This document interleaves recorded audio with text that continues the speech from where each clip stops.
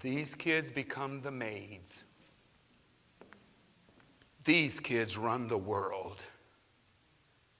Do you realize that's why over a period of time you go on certain college campuses and you don't see diversity? My wife and I just took our son to the University of Arizona. The African American population is so small, we didn't see another black person for 2 days. I don't think that's because no African Americans want to go to the University of Arizona. It's a good school. I like it. My son is there.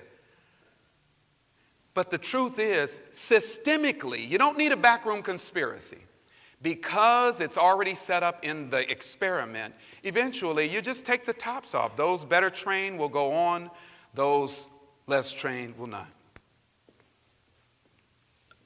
I think that one of the things that we have to realize too is that's taking on a huge task to try to change the whole deal. You don't have to right away. I believe in small successes.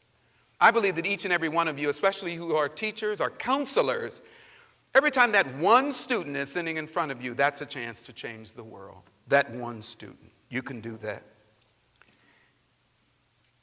Dr. William Shockley in the 1960s, you guys probably remember him if you're around my age. You remember Dr. Shockley, who was a physicist from Stanford University, stepped out of his field and, by the way, a Nobel Prize winner for work on the transistor. Had nothing to do with human beings. But he came up with the theory that African Americans were genetically inferior to Caucasians, that they inherently did not have the ability or the brain power to think, or not at that level. Now, there were a lot of people who supported him. Assumptions. Imagine being in Dr. Shockley's class if you are African American. If you get a D, he won't say anything. But the student who he thinks will get an A, if they get a D, he's calling them in for a private conference. He expects to fail. His theory says it. You're not capable of it. And he is not even being mean. He's awfully misguided, but he thinks he's doing you a favor. Teachers, don't do your students a favor.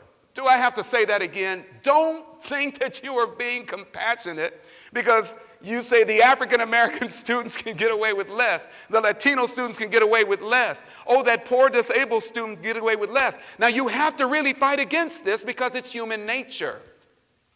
It's Dr. Shockley. If you truly believe that they got a hard way to go, what do we tend to do? We overcompensate. Mike, yeah, this was nice. This was good. I'm going to give you an A on that.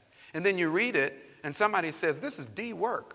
The young lady who was a valedictorian, who came over here, she was getting A work over there. Over here, it was a D. They're treating her nicely because she's poor and she's black. Never overcompensate for your students. I can prove that the reverse works. Marva Collins in Chicago in 1978, who started the West Side Preparatory Academy. Do you guys know her story? Marva Collins was a teacher for 14 years in the Chicago public school system. It was atrocious. Students were dying on the vine. What she did was she left that and she started a school of her own.